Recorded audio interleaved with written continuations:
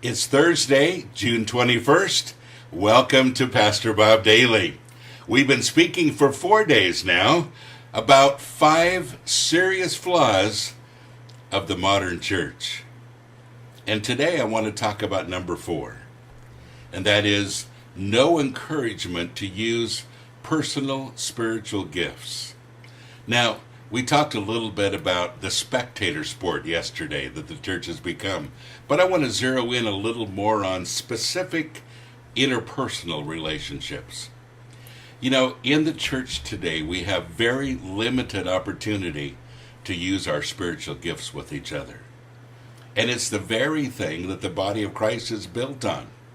Now, when the church lost its true meaning, and that was about 300 AD, when the church began to become considered as a building instead of just people, we lost some very key things. Now, I can't say that we lost them entirely. They've been operating. But we lost focus, I think, on a lot of things.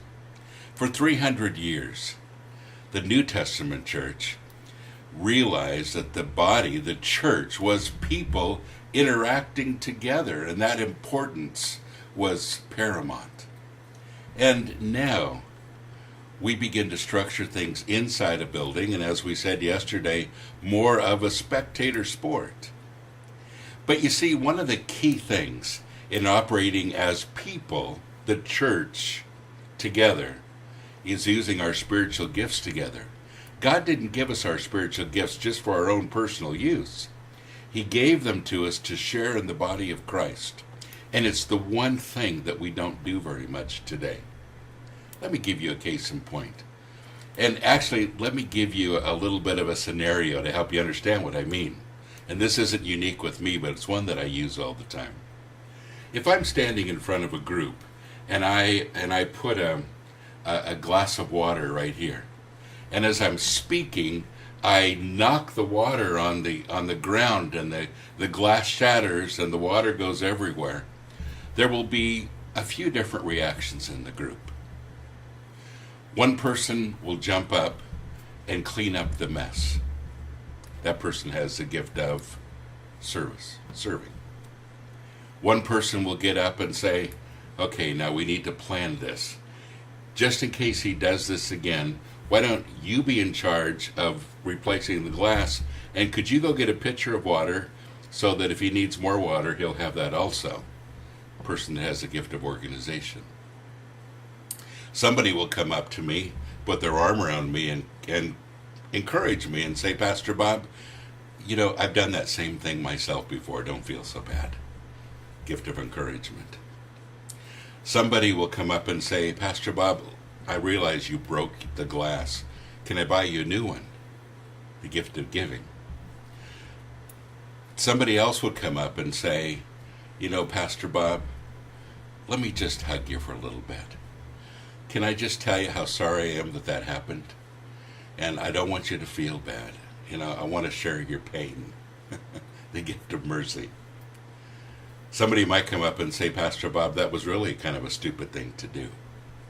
Gift of exhortation. Somebody might come up and say, Pastor Bob, now, if you take that glass and set it over here a little farther away, whenever you gesture like this, you're not going to knock the glass off. The gift of teaching.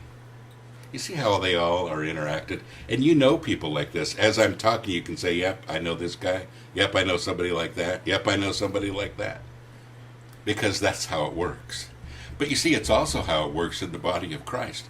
All of those people, because of their gifts, because of the way they are, they're all important in the body of Christ to get things done, not just in a physical way, but in a spiritual way. Every one of them have a little different understanding, and as we all work together, we understand things completely. Your spiritual gift to the body of Christ is really important. Now, why is it so difficult to get people to volunteer or to work in the church? Mostly because they're not working in their spiritual gifts. Man, you give somebody something to do that is their passion, that has to do with their spiritual gifts, they're great with it. But people need to use their gifts, and they have passion for things. but we put them in the wrong programs, and we usually put them in programs that are the pastor's agenda and not theirs. You know, folks, it isn't up to the pastor to set the agenda for the church. It's up for the whole church to do it. And it's really a good idea to begin to see where all the spiritual gifts are and who could do what and what are our strong points and what should we be doing. You know, one of the things that we have problems with in feeding the homeless is this very thing. You know, we have people that have agendas. We have churches that come down and they say, oh, we'd like to start helping you. And, you know, I don't think it's ever lasted, honestly, for more than 2 weeks with anybody coming back. Now, they come in, they start taking a lot of pictures, they start bragging about what they're doing, they have an agenda, they start talking down to everybody, and then they just leave. And everybody hates it when churches come down. I'm sorry, but it really is the truth. Because we just have this mentality, you know, we got to add something else. I've even had pastors say, you know, we'll get involved if we can use our name, you know, in the program. I'm thinking, you know, I don't understand what that has to do with feeding the homeless. It's just such a stupid thing, isn't it? And yet, folks, we fight for this kind of thing. And pastors are afraid of letting people talk because they may guide the church in a way that they wouldn't do it. And in many cases, that would be a good thing. Now, I'm not saying to go behind your pastor and start doing things, but why don't you encourage him that you have a spiritual gift that you'd like to use? And begin to use it. Begin to see ways that you can do it. And if you're not feeling passionate about the things that you're volunteering to do or being forced to do, then, you know, find something that you are. Every one of you have a spiritual gift. There are lots and lots of online spiritual gifts assessments that you can take and find out what your spiritual gift is. Gifts. And then use them. You have passion for them. You just have to use them. And that's number 4.